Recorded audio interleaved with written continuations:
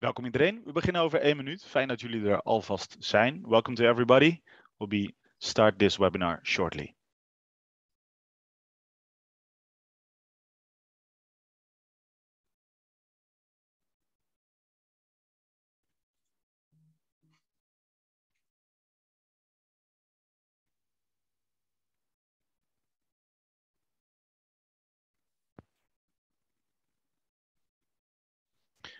All right, good day to everybody.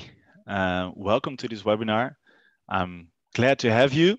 My name is Jos Hummelen. I work for CD. A special welcome to all our international listeners. This webinar will be available on demand. Our other webinars are also already available on YouTube. So go to CD TV and you'll find the other, I think, 8 webinars, because I'm guessing this is the 9th. I just want you to remind our Dutch viewers that we also have a podcast called Misrach. You can find that podcast on Spotify or on Google Podcasts. If this is supposed to be an both intellectual but also interactive webinar. So if you have questions and you're viewing this webinar via Facebook, you can ask them live, and also via Zoom. Just hit the Q&A button and ask during the webinar. It's no problem. We will answer these questions together live or after the webinar is finished. So make sure you ask whatever you want to ask. Feel free, put it on the comment section in Facebook or on the Q&A in Zoom. The topic of today is the dilemmas and security issues at the borders with the Palestinian territories. We have a proper expert, I want to say. Our guest of today served in the IDF for over 30 years, and also as the former head of the civilian department in the IDF. He was coordinator of government activities in the territories unit. Colonel in Reserve Yakubovich led strategic dialogue with the Palestinian Authority. He's an expert on Israeli policy in the Westbank and the Gaza Strip. So he brings an insider perspective from the highest ranks of decision making. And I'm very curious because he updated his webinar. So we got the newest of the newest. So the floor is all yours, Mr. Yakubovich. Hi, everybody. I hope you all feel good. Let's dive into the webinar. So we are going to deal today with the Gaza Strip, with the reality there, because I assume that to understand the complexity of the Gaza Strip, we should start from understanding what is the Gaza Strip. a little bit. Let's say I will explain the timeline of what actually happened, and I will be focused on June from June 2007. Why June 2007? Because this is when Hamas, the terror organization, led the coup in Gaza and conquered the Gaza Strip from the unity government. And maybe I will jump a little bit deeper, just as a comment. Usually people believe and think that the Gaza Strip was given to Hamas by elections, or they won the elections, and this is why they ruled the Gaza Strip. But this is not the real fact. This is not what actually happened. And we will touch that a little bit. We will move into the West Bank. We will try and explain what connects between Gaza and the West Bank. If you allow me, I will also be, if it's okay by you guys, I will ask questions. If somebody wants to answer me during this webinar, I'd love to. And if not, I will ask the question and I will give the answer. So whatever suits you guys. And we will dive a little bit to the West Bank. It's important to understand what's happening there. And at the end, there will be a slide, or I will explain what is the agenda in the Gaza Strip, what is the agenda in the West Bank, what is the agenda for both of them that they are sharing, and the outcome that I believe that we are facing a certain reality that will not serve Israel's interests and security. I wanna start, and I have no problem to ask if you have the will to answer. Do you guys think that there is a connection, a physical one, between the Gaza Strip and the West Bank? Somebody wants to answer? Let me see if I can see some raised hands or see some comments on Facebook. Feel free to comment or put it in the Q&A. The distance between the Gaza Strip and the West Bank is 40 kilometers. The Gaza Strip surrounded with a fence. The West Bank, the majority of the West Bank surrounded with a fence. And the question is, do you think that they are physically connected?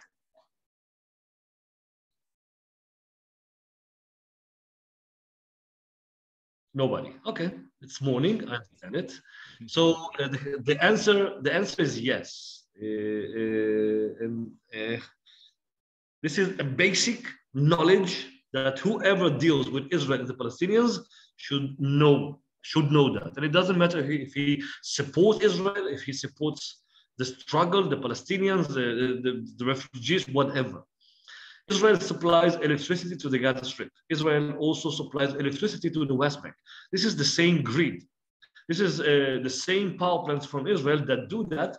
And actually, this is a physical connection with those wires and this grid.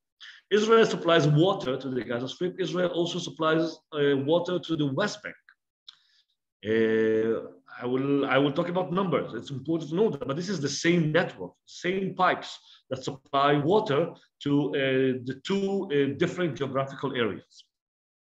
Israel supplies the ability for the people in the West Bank and in Gaza to ask Dr. Google questions. It's internet and services, and it's the same satellites, the same fiber optics. Of course, roads, goods from both sides, and people that move from the Gaza Strip to the West Bank and from the West Bank to the Gaza Strip. The biggest movement is actually from Gaza to the West Bank and not from the West Bank to Gaza. And this is also a fact that we should understand. The West Bank is controlled by the Palestinian Authority.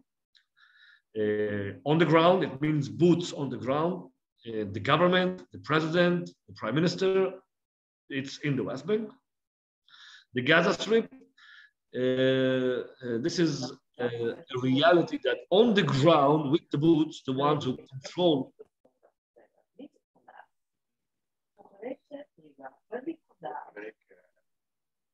Somebody, yes. So in the Gaza Strip, The ones who control the Gaza Strip, the sovereign entity in the Gaza Strip, is a terror organization, Hamas.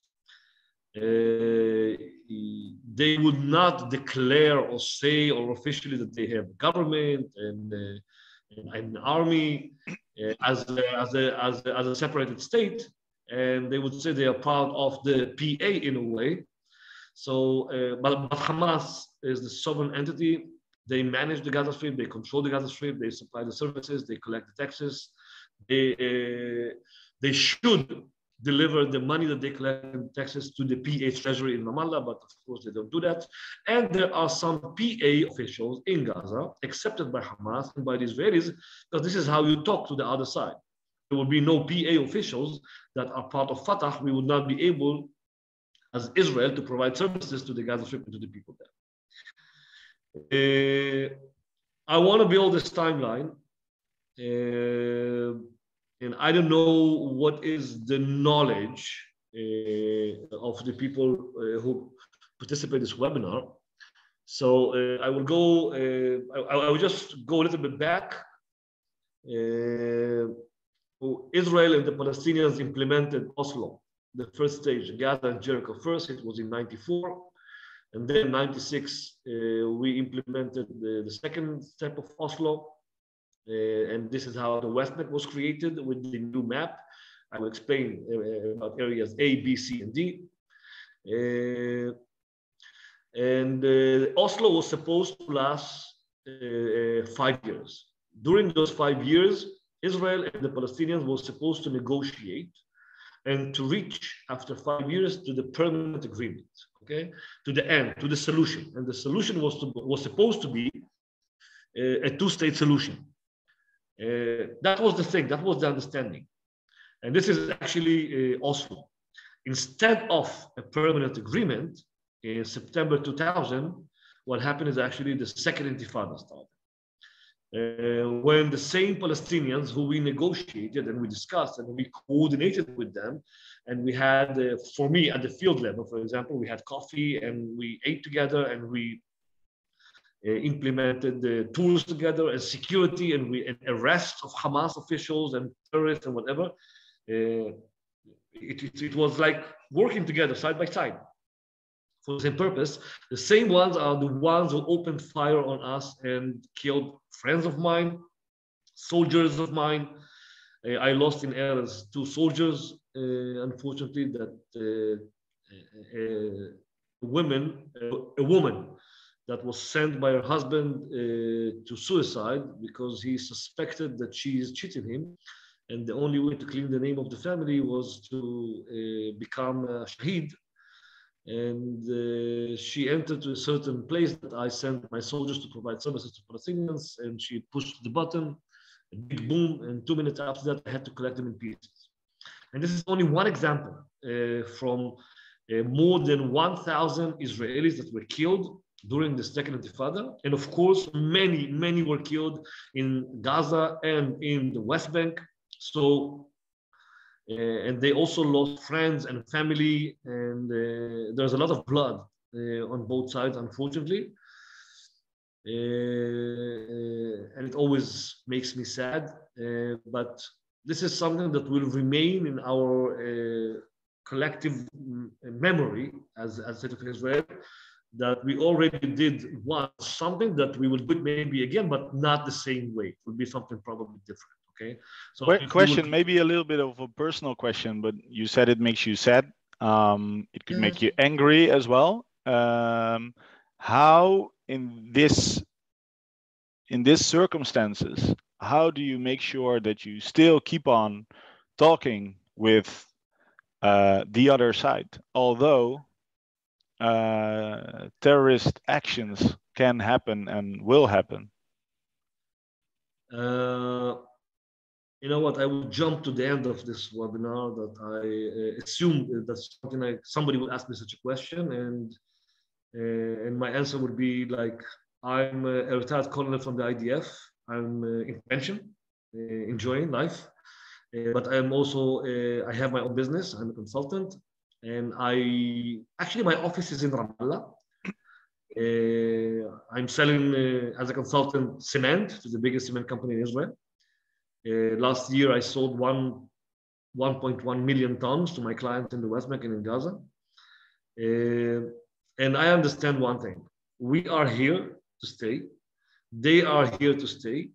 They will not vanish, and we will not vanish. So I can be angry, I can be pissed, I can be happy, I can be sad. It doesn't matter. It will not change the reality that we are here to stay, both sides. So what should we do? Continue fighting, continue hating, continue to do what? What I decided to do with my personal life as a retired officer is to build a company and to build bridges for a better future. I'm not saying peace, because I believe that we will not have peace in the following 30 to 50 years, unfortunately. If you want to make peace, it's a process. You need to educate the new generation on both sides. You need to do many things to lead your people towards a reality of peace. So peace, I don't see it, but I do see a better reality, and this is what I'm doing today.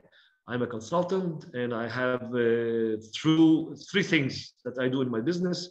One of them, or the newest one, is with another 4 officers. We are helping Palestinians, Israelis, and internationals to build the economy in the West Bank, to create jobs in the West Bank, and to connect between Israelis and Palestinians so they will do businesses together. Because at the end, what I see is that you can hate, you can be angry, you can be sad, but money talks. When it comes to money, when it comes to life, when it comes to businesses, people continue working together, although there are stabbings, shootings, terror attacks, or whatever. So this is my goal. My goal is to build the bridges and to increase my bank account, and it's okay. There's nothing bad with it. So I hope the answer is you got the answer to what you asked. I do. Thank you. So in September 2000, the second Intifada started. It was terrible on both sides. And after the terror attack in Netanya, in Park Hotel, where I think 32 Israelis were killed from a suicider from Tulkarem, Israel entered to the West Bank to an operation, a huge one, and smashed the terror inside the West Bank. Meanwhile, Yasser Arafat died, Mahmoud Abbas, Abu Mazen replaced him, and in 2005, he declared an end to the Second Intifada. In 2006, elections at the Palestinian Authority, and Hamas, in a way, won the election. Now, if you win the elections, you expect to get a lot. You expect to get, I don't know, more jobs, more money, more recognition, more many things. Israel, so the PA established a unity government in 2006, and Israel could not continue coordinating and working with the unity government, because for Israel, it was all painted green. If it's a PA and Hamas, how can we work with Hamas ministers when they do not even recognize or the state of Israel, or they call to eliminate the state of Israel? So Israel stopped all coordination with the PA, and we started to provide services to the people directly.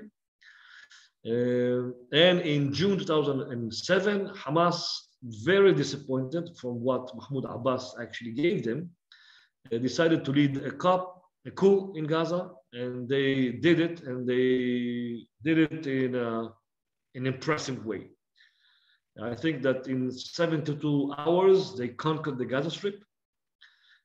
Fatah officials ran to the borders. We helped them, we rescued them, and we drove them to the West Bank. 300 out of them were captured by Hamas and executed. They brought them to high-rise buildings, tied their hands in the back, shot them in the knees, and threw them down. Now, if I said there is blood between us and the Palestinians because of the Second Intifada, there is more than that between Hamas and Fatah, because Fatah cannot forget this event in June 2007. It will be remembered in Palestinian history. It will be remembered as a revenge that they will have to pay back. But this is a huge issue between Hamas and Fatah till now. So June 2007, Hamas leading the school in Gaza, and since then, they are the sovereign entity in the Gaza Strip. Because of this reality and this fact, it means Hamas is no longer part of the unity government. Israel changed the policy, and actually the reality created the policy. So there was no coordination with Hamas in Gaza, but Israel returned to the civil security coordination with Fatah and the PA in the West Bank. So two different entities. One is a terror entity, Hamas. The second one is Fatah PA. With one, we are talking by fire, by tanks, by airplanes, and with the second one in the West Bank, we coordinate, we support. So the policy, if I will conclude it, the policy that was implemented towards the West Bank was an allowing policy to support, to increase, to create, and towards the Gaza Strip as a terror organization, it was a preventive policy, okay? From a perspective, from an understanding, and I forgot to mention that because in 2005, Israel disengaged from the Gaza Strip. It means, and if you don't know that, since 2005, there are no settlements, no Jews inside Gaza. The Gaza Strip is clean, and it's only controlled by Palestinians. So the idea of this engagement from the Gaza Strip, or the purpose was that the Gaza Strip will not be connected to Israel anymore, maybe in the future by bridges or by tunnels or by something that will be connecting them, but it will become a standalone entity. And that was the policy since June 2007. This is a terror entity. They launch rockets into Israel. They launch mortar shells into Israel. They are killing civilians and soldiers. What do we owe them? If they want to continue, nobody will disturb them to live. But if they want to get things or something from Israel, it will, in a matter of 3, 4, 5, 7 years, there will be an end to that, and they will need to find, or we will need to have them, or they will need to have themselves to find solutions for the things that, or the services that they are getting from Israel. From where? From Egypt, for example. And Egypt do supply electricity to the Gaza. Yes, it's a small line, but they do that. So if they supply electricity to the Gaza Strip, they can supply water, they can supply other things also. That was the perception or the base of the policy. Question? So, yes. The history with the Gaza Strip and the situation Israel's in, also in May 2021, is an argument to say, okay, let's not deal with the West Bank or Judea and Samaria like that, because it might be a second and much larger Gaza Strip in the future. You think that's a feasible argument? It's an argument. I think it's a good question, but let's keep it to the end because I'm building the lecture, and I would really want to open this issue at the end, and I will just tease you, okay? All right, let's keep it in mind then. No, I will tease you a little bit, okay? Are we in the reality of a three-state solution? Or the right wing in Israel will actually force us and lead us to a one-state solution, for example, okay? Now, if that will be a two-state solution and we will allow, let's say, elections in the West Bank, can Hamas win the elections? And if they will win the elections, will that be an entity that recognizes Israel and leads coordination, or it will be the same entity from Gaza? So because of that, should we keep the settlements to create security, or should we evacuate them in a future arrangement? Okay, so your question is a beautiful, simple question, but the answer is way more complicated. Okay, that's why I want to keep it to the end, because eventually those are the things, and I hope that I will be able to leave you with more questions than answers. That's the purpose of my lecture at the end. I have no answers to everything, but at least I can make you ask the questions right. So let's go back to the timeline that was built in Gaza. So the policy that was implemented by Israel towards the Gaza Strip was, and I will simplify it, nothing will be entered to Gaza or given to Gaza except what they really need. So we calculated calories. What would be the amount of flour that is needed in Gaza? Should we allow them buy whatever they want to buy? Should they eat, I don't know if you know what's bamba. Okay, so can they buy bamba from Israel? Or no, the kids of Gaza, if they want to eat bamba, they would apply to Hamas, and Hamas will bring them, I don't know, different bamba. It's something from made of peanuts in Israel. This policy was attacked by the entire international community. Hamas felt that they are in a reality that they need to change it. And to change it, they need to think out of the box. And how do you do things? You open fire on Israel. So Operation Cast Lead, the first one, 2008, 2009, was an operation of a declaration of Hamas. We are here to stay, and we will make you and force you to change your policy. After the operation, with a lot of casualties and a lot of damage inside Gaza, we were actually described as an elephant in a porcelain shop. But we learned a lot from them. You can see the results in the last operation in May, for example. But another small event, 2010, the flotilla from Turkey, the Marmara. So combination of the results of the operation, the Goldstone report, the Marmara, okay, the flotilla, altogether forced Israel to change the policy from a policy that says nothing is allowed to be entered to Gaza except what they need, to an allowing policy that says everything is allowed to be entered to Gaza except dual-use materials. So since then, Israel expanded the civil policy towards the Gaza Strip, understanding that it's not only Hamas that we are dealing with, it's not only rockets and tunnels, but this is also the international community, and we have to do it, let's say, in the right way. So the government of Israel was criticized a lot. It's like, how can you give them, allow them, help them when the same people are trying and launching rockets into our cities? It was something that the politicians here had to explain politically inside Israel that we are Israeli democracy and our morality is high, and rockets and tunnels is one, but needs in Gaza, this is something that has to do with our morality as human beings.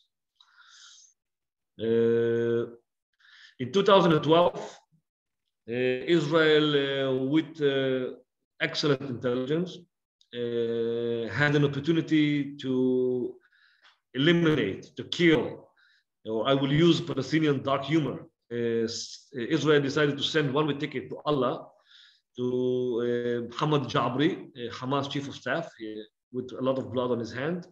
And this is why Operation Pillar of Defense started. The second one, you can also see the amount of rockets. It's not 802, it's already 1,500. Iron Dome, it was only the beginning of Iron Dome, okay? Only the beginning. So let's not forget, almost all those rockets fell in the cities around the Gaza envelope.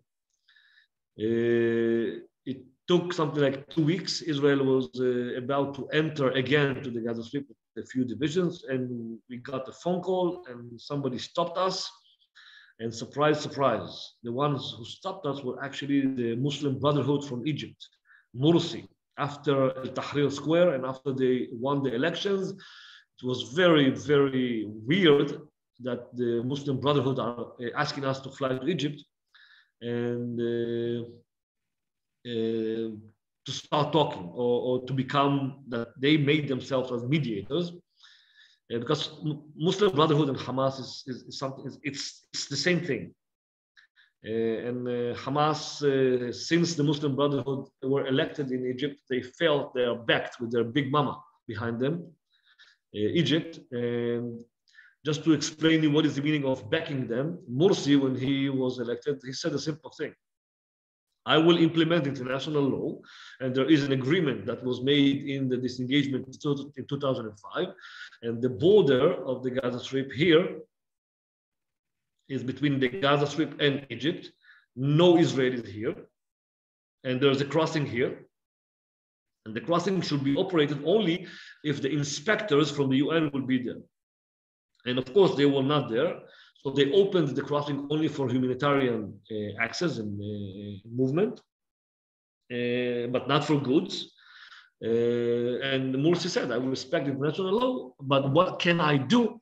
Mubarak before me is, I'm trying to deal with the underground tunnels, but I can't. It's very difficult, it's very challenging. But actually, from the back door, the Muslim Brotherhood supported the tunnel economy. More than 1,000 tunnels under the border between Egypt and Gaza. And all the goods that were smuggled from Egypt into Gaza were taxed by Hamas, making an income of $13 million a month only from those tunnels. By the way, a question, could they use this money to build schools, clinics, I don't know, aid to people? Yes, of course they could, but they prefer to invest the money in building the forces, the powers, the abilities, the rockets. And you can see, if we jump for a minute to 2014, Operation Protective Edge, they already launched more than 4,000 rockets into Israel. This is actually the outcome of all the investment in building the forces. I was, I don't know, lucky, or I was,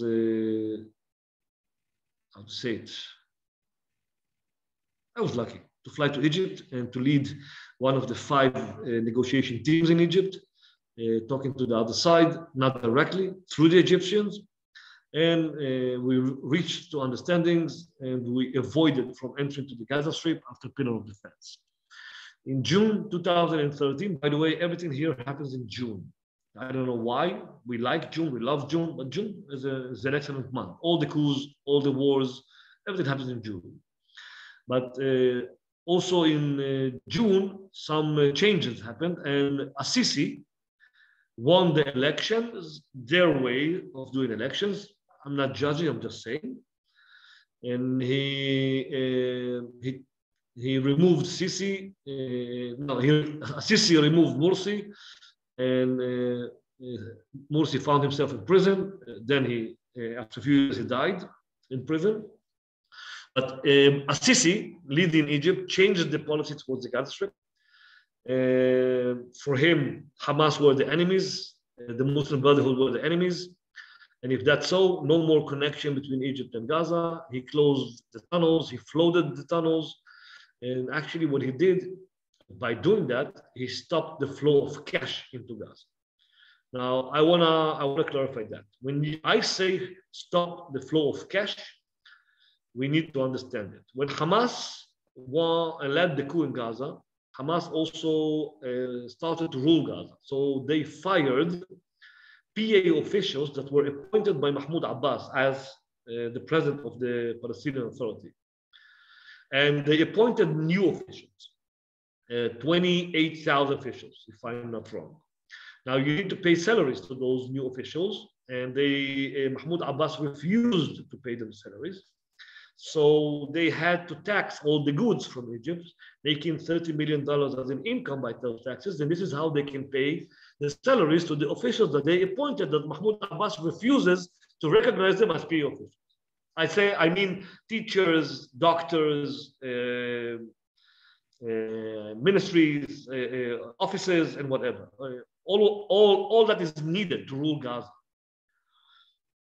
Number 2, if you buy goods coming from Egypt through the tunnels, not usually, the reality is that it's way cheaper than the goods that you buy from Israel. Now, if you buy a bag of flour coming from Egypt, subsidized from the Egyptian government, one bag will cost something like, let's say 50 shekels. 50 shekels is $20, no, less. But now, if the goods are not entering to Gaza through the tunnels because the Egyptian government is not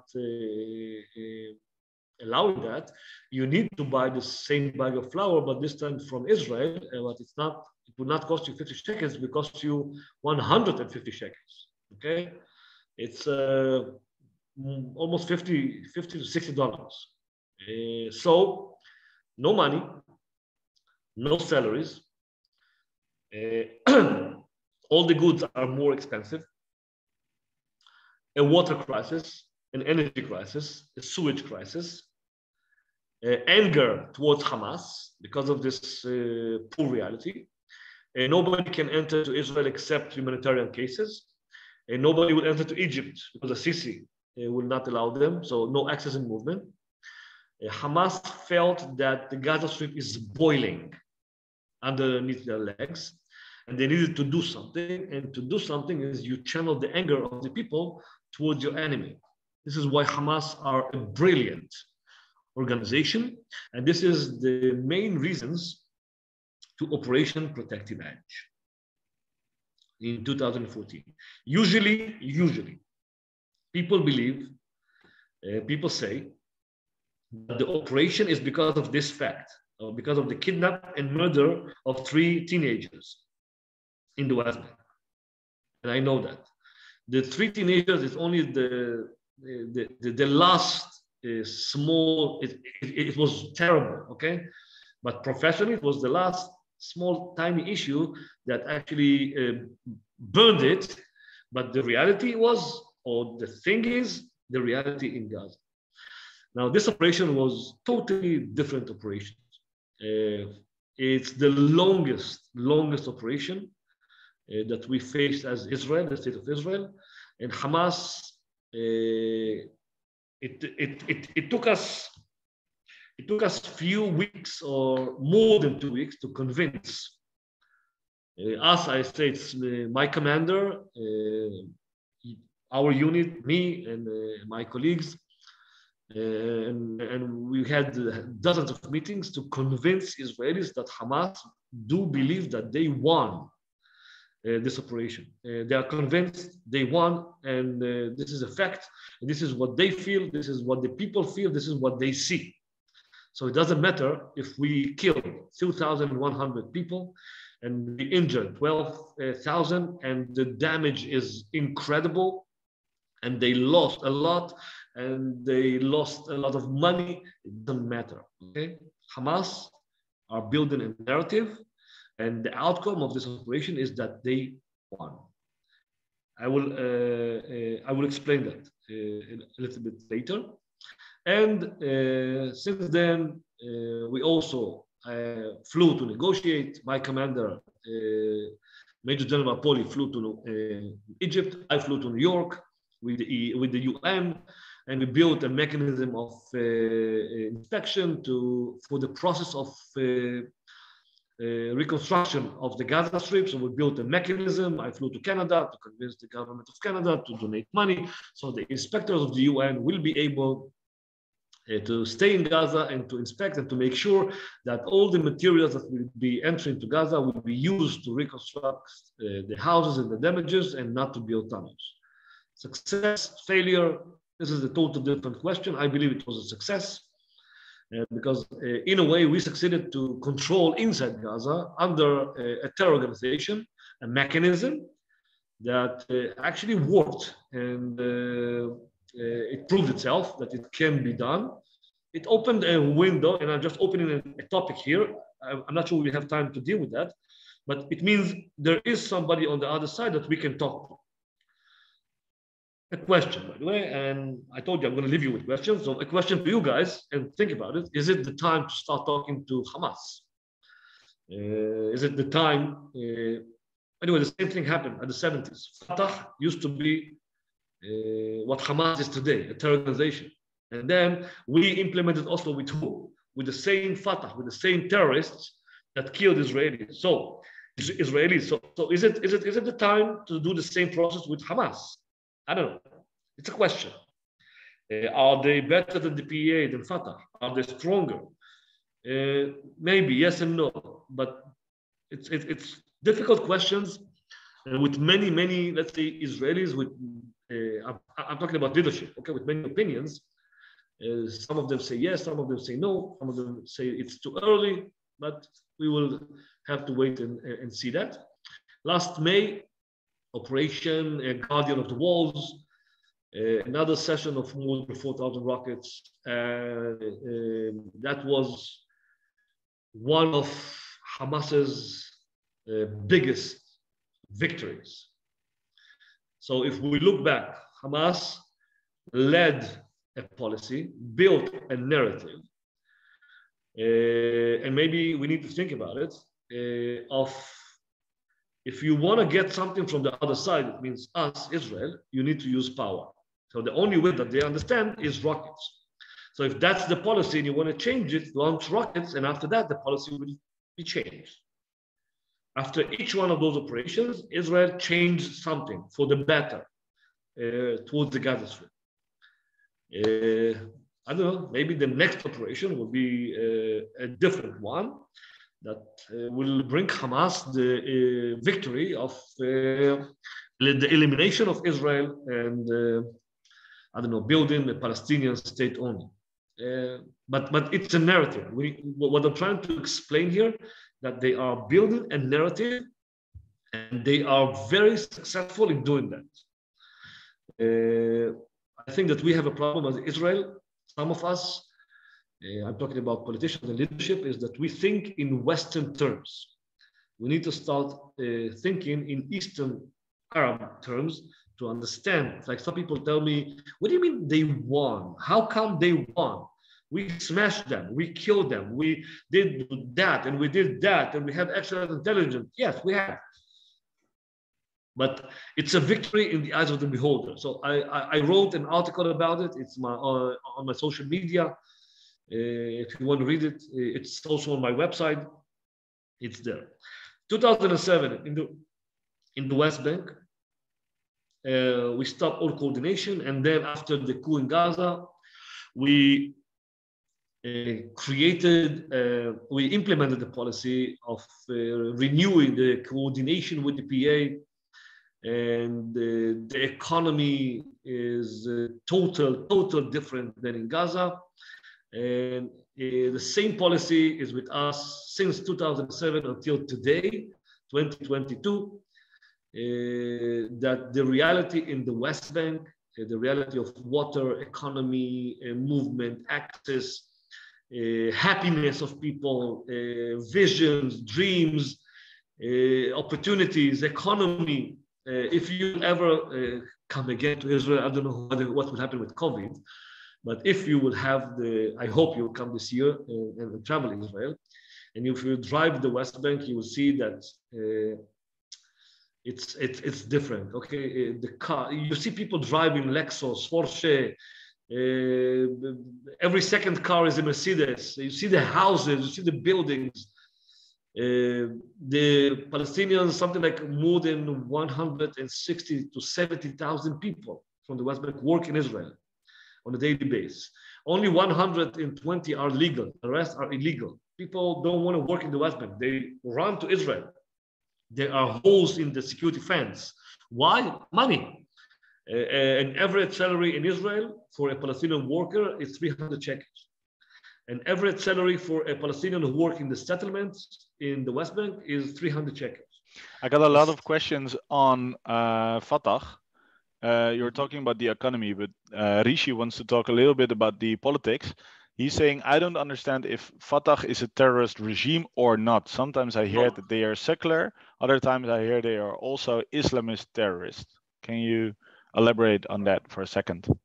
There is no connection between secular, religious. There are Fatah religious people and Fatah secular people. Okay, this is something that has to do with religion.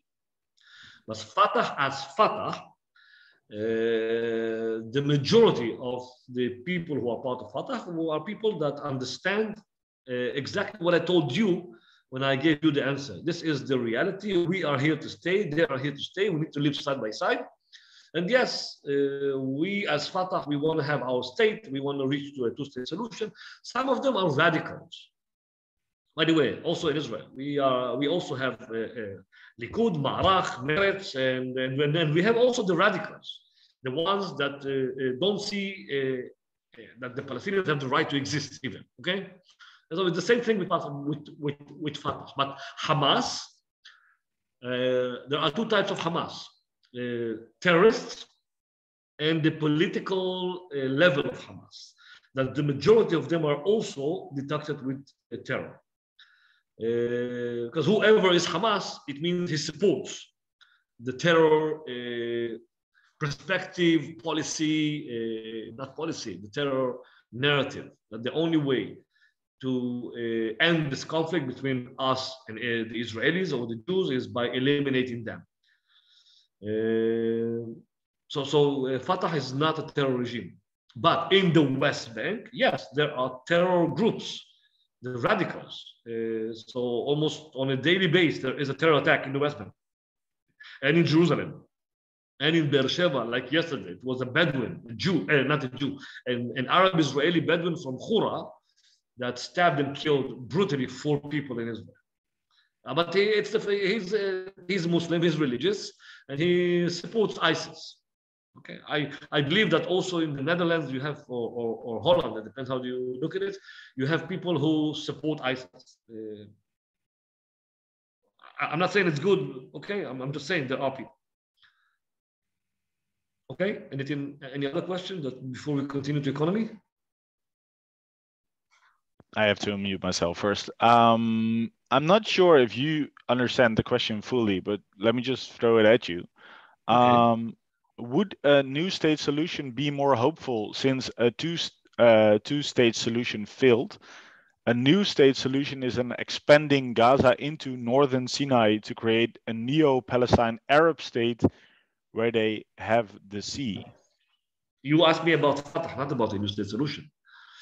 Yes, I know, I'm familiar with the idea. It was a video made by OSS, our So to Speak organization from the United States. I was asked even to write an article to support this new state solution, and I refused. Yes, the new state solution is a solution to build a new Palestinian state between Egypt and Israel. It means the Gaza Strip and a few thousands of kilometers inside the Sinai Peninsula that will actually be the new Palestinian state, and a call for for the entire international community, saying that all the money that you expected to donate to the Palestinians in the following 50 years, give it in one shot, in one time, and let's build a new state with a port, with an airport, with new houses, neighborhoods, schools, everything, okay? And we will offer people from the West Bank who would want to leave their houses, I don't know, $1 million or $500,000 to move and to leave their houses in the West Bank and to move to the new Palestinian state. This is an excellent solution for the Gaza Strip, right? It is a bad solution to the West Bank. 1, nobody will leave the West Bank. 2, people are connected to the land. 3, what about the holy places? 4, it will, the people there are not Egyptians, okay? In their mentality, in their way of living their life, they are Jordanians, okay? It's different. If somebody thinks that the Palestinians are the same nation from Gaza and the West Bank, guys, it's 2 different things. Those in Gaza are Egyptians, those in the West Bank are Jordanians. People will die for the land. People will die for the olive tree. Okay, it's a matter of culture. Okay, but in terms of security, is it a good idea in terms of security? In terms of security, it's excellent, but it's irrelevant. Yeah. But it's irrelevant. This is what I'm trying to say. And let's say that from the 3.2 million people in the West Bank, okay, 1 million will move, 2 million will move, okay? What will be the status of the rest that will stay there? Will they be part of the Israeli Jewish state? Will they become, what will be their status? Are they going to be Israelis? So are we going to annex the West Bank? So they will be, do we want to be an apartheid state? Because they will not be equal as Israelis. So actually, the new state solution is something that will lead us to be an apartheid state. This is why I refuse to write the article to support this idea. It's an excellent solution to Gaza, by the way. Because if we look at Gaza, 2.2 million people who live there, in 50 years, there will be 10 million people. We need to find solutions of land, water, housing, schools, clinics, okay, services. Yes, we need to find, we need to think about it. Maybe the solution, I don't know, if we will decide that there will be no two-state solution and end to Oslo, so yes, maybe Gaza will be part of Egypt, like it used to be to 67. The Westbank will be part of Jordan, okay, like it used to be to 67, and bye-bye to the dream of a two-state solution or to the vision of a two-state solution. I hope now I gave you the answer. You don't have to agree with me. You don't have to agree with me, but this is my answer to that. No, I want to know your opinion, so thank you. Okay. So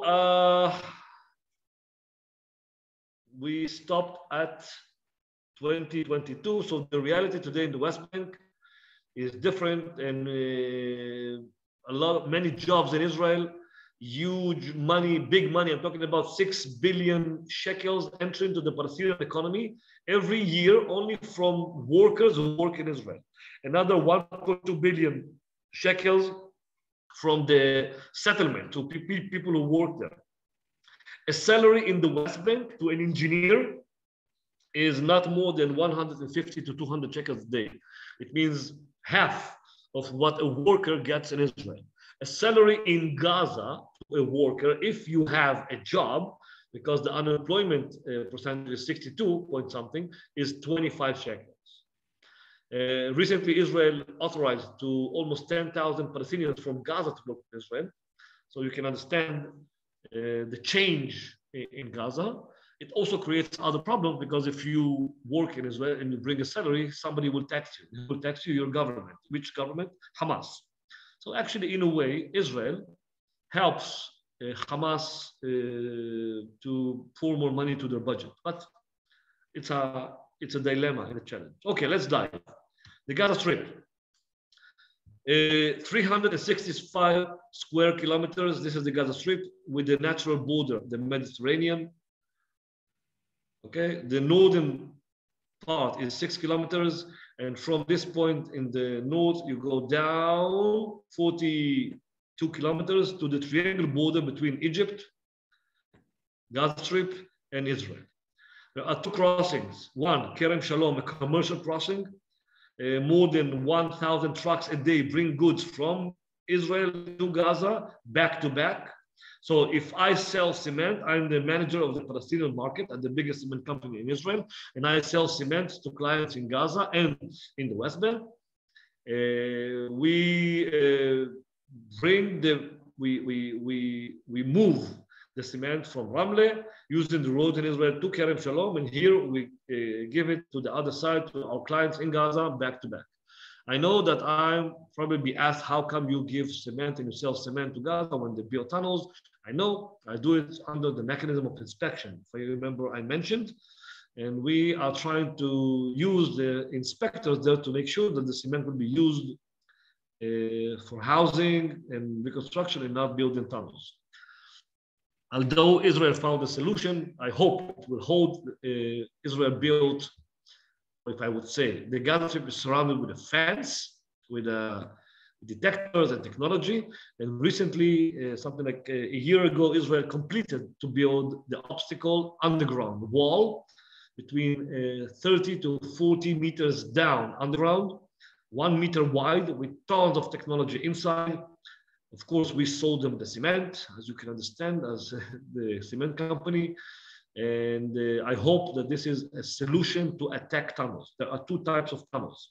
Tunnels from Gaza into Israel, into Moshavim, Kibbutzim, and tunnels between Gaza and Egypt to smuggle goods from Egypt into Gaza.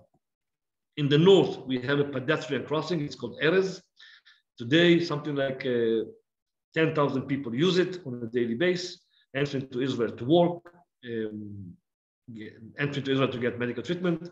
And some of them run or go to the West Bank to work there, because one of the things that the reality created is that today there are no workers in the West Bank because all of them are in Israel. So in the West Bank, they need workers. So they use the workers that Israel allowed from Gaza to work in Israel, and they are working in the West Bank.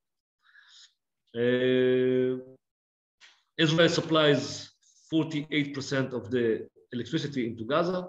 Israel supplies 12% of the water to Gaza. The rest of the water they use for the underground water. Israel supplies them the ability to be connected worldwide with telecommunication. Qatar is the entity that donates the money for the Gaza reconstruction process. This is the fourth time already. Qatar are the only ones left there to do that, and the rest of the Arab world is given nothing to Gaza. In Gaza, 2.2 million people who live here, they are in a reality that is, I would say bad, okay, really bad. Population, as I said, 2.2. Energy, they have 8 to 10 hours electricity a day. They have a power plant, but they are not operating it with full capacity because Mahmoud Abbas, the president, is supposed to send them the fuel to operate, but he refuses because of what happened in June 2007. Water, the majority of the water, as I said, they're using from the underground water. The aquifer is about to collapse. And I believe that in 2024, if we will not help them, if we will not do something again, as we did, because we added 10 million cubic meters again a few years ago, if we will not do that again in 2024, the people of Gaza will have no water to drink. Sewage, as you understand, if you use sewage, if you use water, you produce sewage. And the sewage is not treated because you have no electricity. So the sewage penetrates the aquifer and pollutes it. And it also is being spilled to the Mediterranean. And from the Mediterranean, it moves in circles. The Mediterranean movement here is in circles from south to north. So it takes sand, brings sand, takes sand, brings sand, takes sewage, brings sewage. Where? To here. What do we have here? Ashkelon, the power plant that supplies the electricity to Gaza. Near this power plant, we have a desalination plant that supplies the water to Gaza. And this plant is capable to deal with seawater, but not with sewage. So, lack of water, a lot of sewage, pollution of the aquifer, no electricity, a civilian crisis, the economy is in a bad situation, huge amount of unemployed people, educated people who have no future, many young people escaping from Gaza. Some people that I know, I have friends in Gaza. By the way, I did not mention that, but I used to be the mayor of the city of Gaza, actually the last one, appointed by the Israeli government till 94. And I'm the only IDF officer that was honored by a Palestinian family in Gaza. There's a kid called Grisha. And I used to visit him once a year. So this is the reality in Gaza.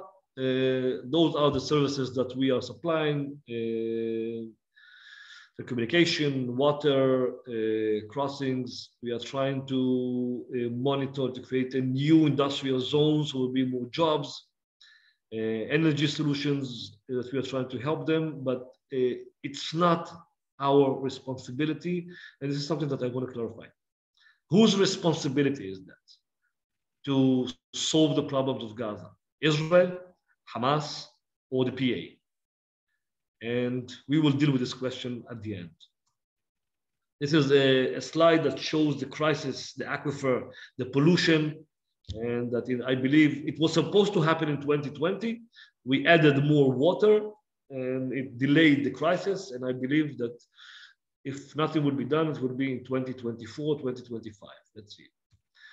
The challenges in Gaza, Palestinian Islamic Jihad, Hamas challenged the PA in the past, Fatah, and now PIJ are challenging Hamas in Gaza. The narrative, they are building a narrative. We are the winners. The only way to get something from Israel is by force. And if we continue launching rockets and continue fighting them, we will get more. The challenge is, okay, so the people will ask them how many operations we would need to get all that we need. How many kids will we need to lose until you will get all the needs? The crisis in Gaza, sewage, electricity, economy, water, it's an issue that Hamas is delaying somehow, is avoiding from those solutions, but it's a challenge to them.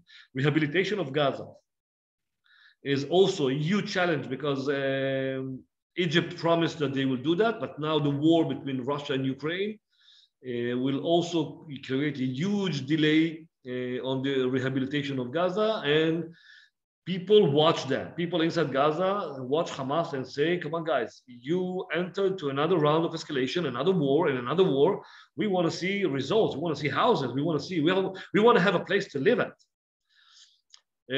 Striving for victories, this is something that Hamas, it's a challenge. How do we win always? How do we always win the other side, us, Israel? Egypt is also an important player to Hamas. They need to make sure that Sisi is satisfied. If they continue their connections with ISIS from Egypt, Sisi, I believe, will implement a policy that will strangle Hamas even to the edge.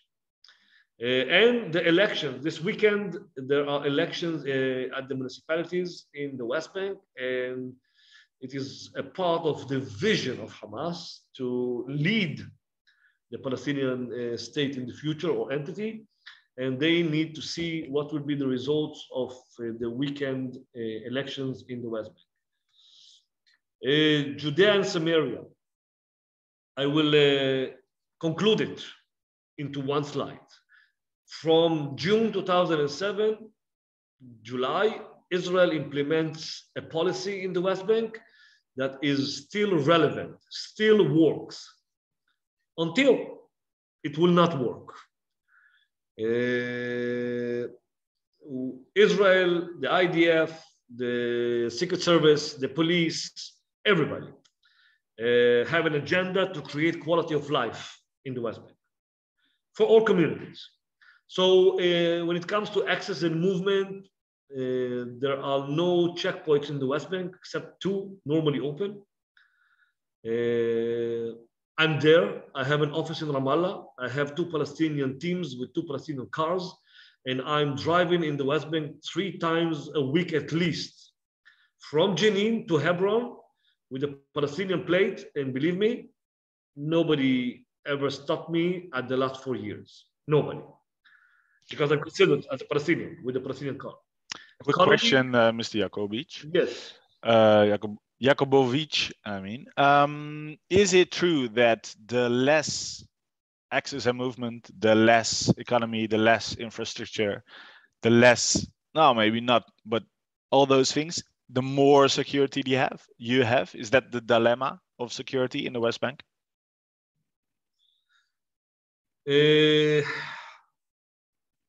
So the more isolated. No, I understand exactly what you're saying, but the answer is it is not black and white.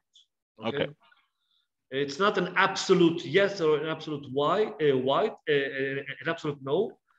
It can be a big yes and it can be a big no. It depends. And I will tell you, and I will use history. Okay. The 2 intifadas began when the economical reality at the territories was at the highest peak. Okay? So if we take and we use what you told me, that when economy infrastructure is in a bad situation, it means there is no reason for a round of escalation or for intifada. History proved differently. I believe it's somewhere there in between, and it depends on incitement.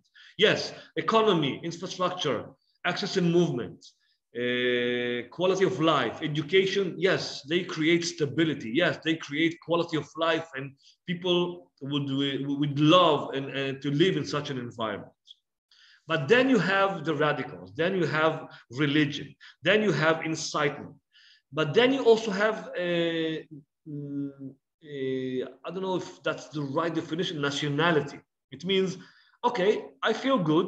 I live in a wonderful place. Now I need a flag. I want to have an army. I want to be something, okay? So nationalism is something that I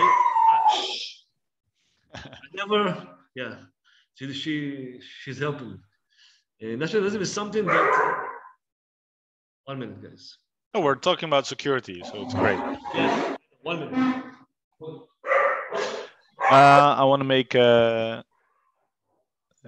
take the opportunity to ask you, if you're watching the webinar, and I know you are, to ask the questions. So feel free to put them in the Q&A box or in the comment section in Facebook. She was quiet till I started to talk about security. I'm sorry. It happens. So as I said, it's not black and white. It's not yes and no. But if I look at this slide and what we succeeded to create, when I did that, okay, on the field level, or as at the headquarters in Tel Aviv, with the Minister of Defense, with the Chief of Staff, with others, with the international community, yes, it still works. It means we created quality of life.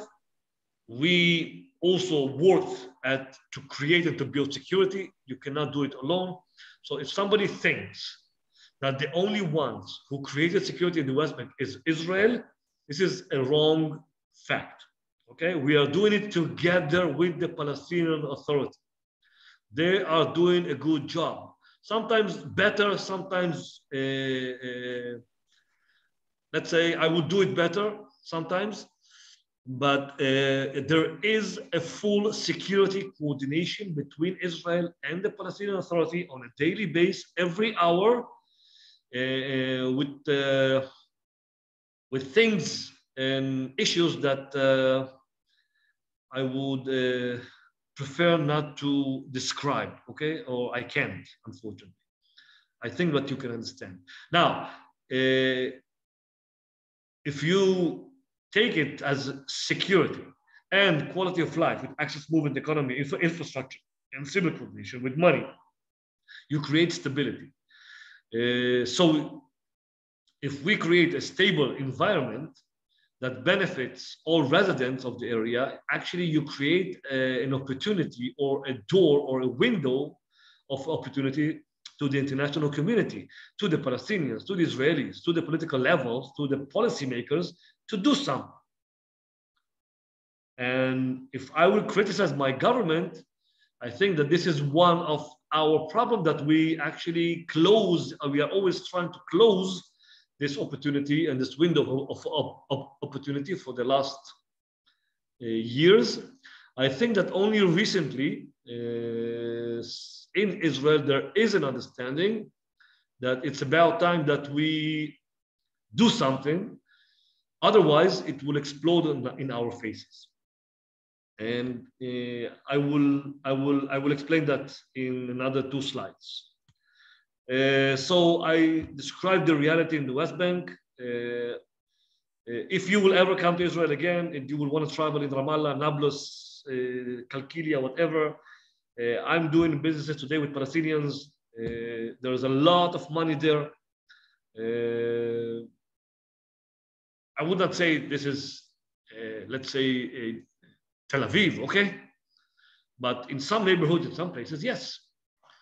Are there poor people there? Yes, like we have in Israel. The prices and the war in Ukraine and Russia impacts our economy. Yes, it also impacts their economy.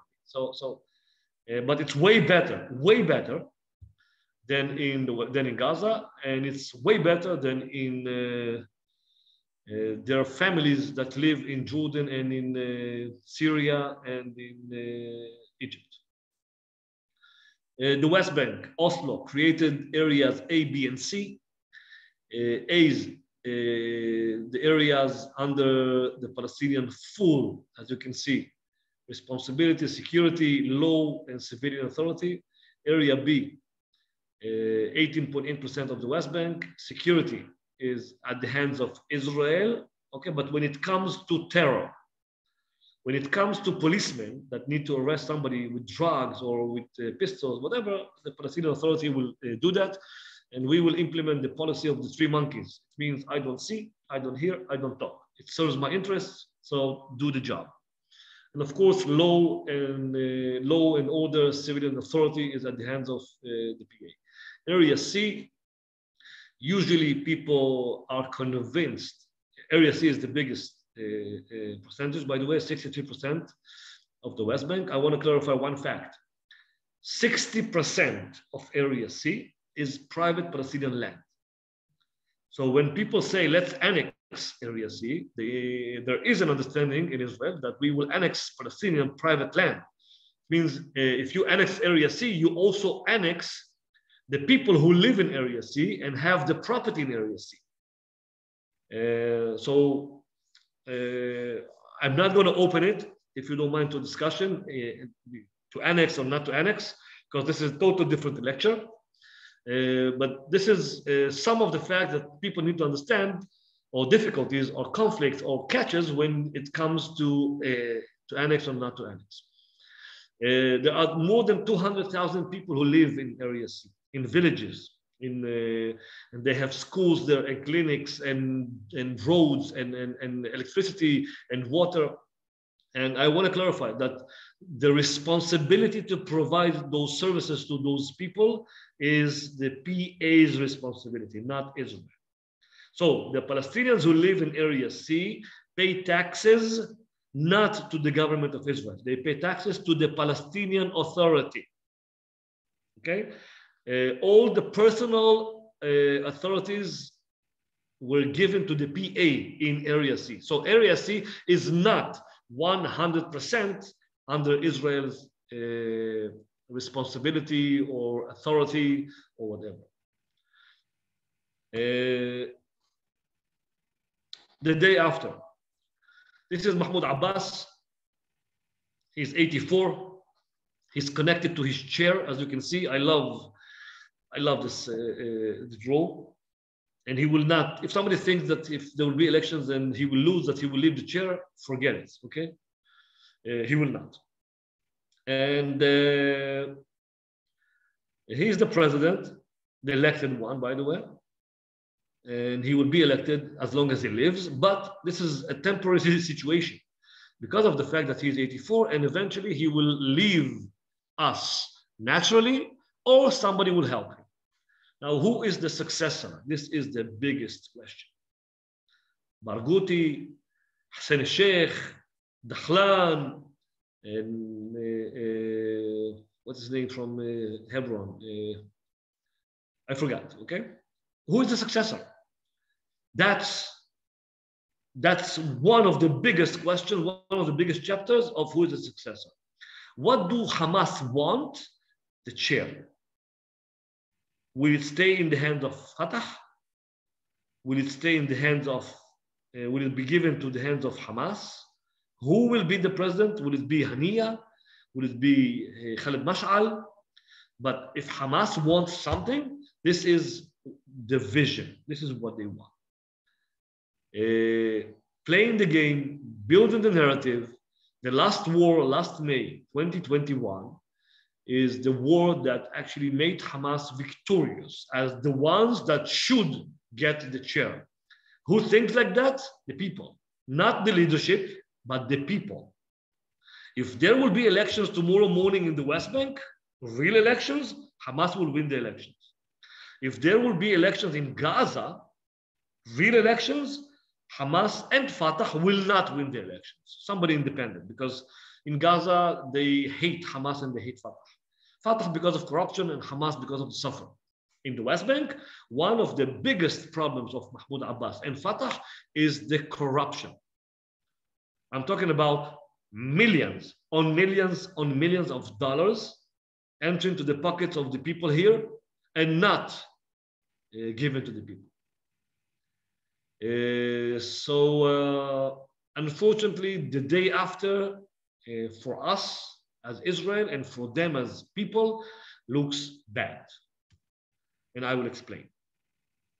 What is the agenda today? So for Hamas, I think I explained the agenda. They are dealing with control preservation and flow of money to Gaza. They need the global recognition, the right of return. If you remember the demonstrations there, they need to deal with the crisis in Gaza, electricity, water, sewage, economy. And they have the vision, okay, the PLO, the day after Mahmoud Abbas. They want to replace him. The agenda in the West Bank, of course, is Area C and the conflict in Jordan Valley, the incitement. Unfortunately, they are not accepting the fact that incitement actually is a boomerang to them. The flow of funds, it's a challenge, and this is why Benny Gantz, the Minister of Defense, released funds to the West Bank, to the PA, because of this understanding that it will explode in our faces. And of course, the day after, who will be the successor? And there is a fight already over the chair. Will it be Hamulas? Will it be tribes? Will it be personal? Will it be people? Will it be the guys came from Tunisia, the guys that were born here? And of course, what is for both entities, for both of them, what is they both deal with is COVID-19, unity government, elections or not, it's on the table. Reconciliation, yes or no, the prisoners, that is always an issue that both sides will support. Jerusalem and the holy sites, we can see all the stabbings in Jerusalem recently. It's a process, and it's terror attacks led by Hamas from Gaza. And boycott and BDS, we hear less about it, but this is something that both sides. I believe that this unfortunate reality that Hamas leading and making sure that there will be no threats on Israel from Gaza, so there will be no reason to attack them there. On the other hand, working and doing for them a great job by inciting the streets in the West Bank and in East Jerusalem, and in the mixed cities in Israel, like we saw yesterday, the guy from Hora, an Israeli Bedouin, and the riots in Israel last May, empowering Hamas by that, and the fight over the chair inside Fatah, with Majid Faraj and Hussein al-Sheikh and the corruption, it will all unfortunately lead to a civil war in the West Bank. A civil war in the West Bank, for us as Israel, it's bad, because it will do exactly what Hamas did in Gaza. When there is anger towards them in Gaza, they channel the anger to us, and then we have an operation. The same thing in the West Bank, the civil war in the West Bank, and I hope I'm wrong. I really hope I'm wrong. Will explode in our faces, and Israel will not allow to such a reality that happened in Gaza to happen again in the West Bank. And this is, I'm closing the answer to you when you ask me, will the West Bank be big Gaza? I believe that Israel will interfere, and Israel will not allow it. Unless Israel decides that this is the time to start talking to Hamas, and maybe they will be the new leaders. Q&A, if you have. Yes, there are some questions. Let me start with what you said in the end. What can you do to prevent the hate from one Palestinian party to the other, or one Palestinian people with a certain political affiliation to another, from spilling over to Israel and people from Israel? My recommendation is do nothing, because I want you to find me one case in the Middle East that when a Western side did something, interfered in something, show me the success. Zero. So do nothing. They know how to do it between themselves. If they will need to pay money, if they will need to reconciliate, if they will need to make peace, they will do it their own way. Okay, pretty clear. You have a cement company with a headquarters. In It's not a Ramallah? cement company. It's not a cement company. I work for the biggest cement company as a Ah, consultant, and I sell. I'm responsible to sell the cement to the Palestinian market. good. I wish I would have. I Let wish I me would. rephrase the question then. I wish I would have a cement company. Yeah, exactly. So, do you think that's a portion at least of the answer of some of the security problems, to work together and to intertwine both economies in a very practical way? Yeah, this is exactly what I said at the beginning. As I said, I don't see peace between us and the Palestinians in the following 30 to 50 years.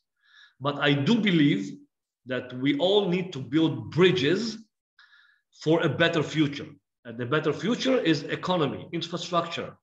Money talks, as I said, money talks. If you do a deal with somebody from the West Bank, if I sell him cement and I will give him a better price, he will be able to sell more concrete. He will be able to create more jobs. He will build more houses, and it's a circle. All right. Of course.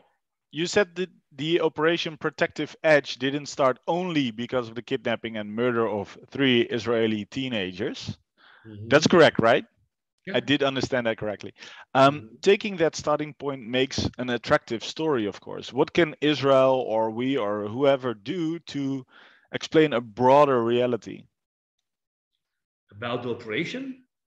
Yeah, I mean, it's just an example because the war in May also started. Okay, what can we do? Yeah.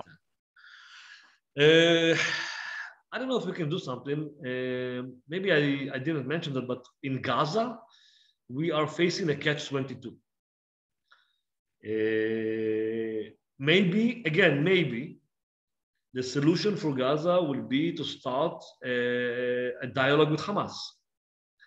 And this is how actually you make them weaker in the eyes of the people who believe to what they've built, to this narrative that Israel understands only power. I don't know. It's a big question mark.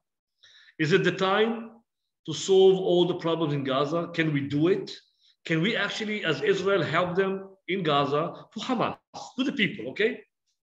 To solve all the problems? The answer is yes, of course. Of course we can. The question is, should we? If we do that now, we will have no tools later. If we don't do that now, they will start another round of escalation, so we will do it after an escalation. So this is, by the way, a huge dilemma to any government in Israel. Bibi, Bennett, Gantz, it doesn't matter, okay? They all deal with the same dilemma. Should we? And if we should, when? Should we do it directly? If we do it directly, can we solve it? Yes. Can we, you know what, let me ask you a question. Do you know what's Hudna, Tahdiya in Arabic? It's a long-term ceasefire, okay? I can assure you that if you send me to Gaza, I speak Arabic, as you know, and I know some people there, I'd be able to sit on a table and reach to a Hudna or Tahdiya, a ceasefire, a long-term ceasefire of 30 years. You know what? That's excellent. 30 years of zero violence. Who knows? Who knows what will happen in those 30 years? Maybe peace will start. But can we do that? Yes. What will be the price? We will solve all the energy, economy, sewage, electricity problems in Gaza. We will pour money into Gaza. We will allow them to build an airport and a seaport, and they will have free access. And that will be the price for the 30 years of ceasefire. Should we do that? Some people will say yes, others will say no. Maybe we should wait to another round of escalation, so we will give it, so they will have a condition. I don't know. It's a huge question. The ones who are suffering eventually are the people. Okay, let's face it. But there is a bigger problem than that. We support the two-state solution. The governments, Bibi Netanyahu, and Bennett are obligated to Oslo. Nobody said that that Oslo does not exist, okay? But the government of Israel, any government, is obligated to Oslo, to the two-state solution. Nobody said something else. So if we do that and start a direct dialogue or through a mediator with Gaza and only with Gaza, we will actually step on the legs of the president, of the PA, of the Fatah in the West Bank. And actually we will lead to a round of escalation coming from the PA this time on us. It's like, how come we are the government, we are the PA, we are the ones who signed with you at Oslo? What the hell are you doing directly with the terror organization? So if that's what you want, okay, we will become also terrorists if that's what is needed. But you know what? It doesn't matter.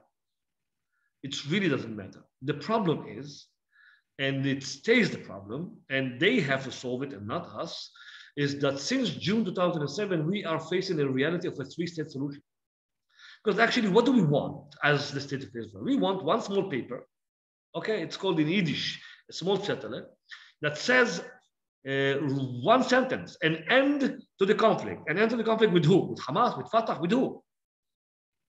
So first of all, they need a reconciliation. They need to become one entity. And then let's see. Meanwhile, unfortunately, the people of Gaza will continue to pay the price. Not because of us, by the way. They are paying the price because of Hamas. They are paying the price because of Mahmoud Abbas. The president is implementing sanctions against Hamas in Gaza. It means against the people in Gaza. He is not sending money to Gaza. I don't know if you know, but who is paying for the services in Gaza that we are supplying? It's not us, Israel. Mahmoud Abbas is paying for those services. We are deducting from his revenues for the services that we are supplying to Gaza. Can we give more? Yes, but he needs to agree to that because then we will deduct more from his money. And the answer till now is no. Yeah, so step one is a sort of unity in the Palestinian leadership. First, no, yes, but there are two different solutions to Gaza. It's one, to the West Bank is two. It's two different entities, two different people, two different societies, two different governments. Yes, they need a unity government. Yes, they need one entity to become. In the West Bank, I don't know, we are implementing now, and I'm a consultant to a certain NGO that consults to one of the ministries. There is a new policy towards the West Bank now. It's called to minimize the conflict, something like that. So what can we do? Shrinking the conflict. Shrinking, yeah, something like that, okay? But something with minimizing the possibility, or there is a finding understanding in the Israeli government that the civil war is right here. We are it's here on the edge, and many steps will be probably taken towards the West Bank to make sure that the people and that the leadership will have a lot to lose, way more than they had in the past. So they will not dragged or drawn into this conflict or a round of violence that Hamas is inciting in the West Bank and in East Jerusalem. That actually with an idea that it will explode in our faces. All right. Albert Ter Harmsel is asking two questions. I think they're both pretty easy to answer for you. First, you already sort of answered it, I think. Can tourists safely visit the West Bank? With me. With you. I have another company with two Palestinian partners. And first of all, yes, if somebody is a tourist from the Netherlands with his passport, yes, they can drive into the West Bank freely, take a taxi. Just be careful that they will not, how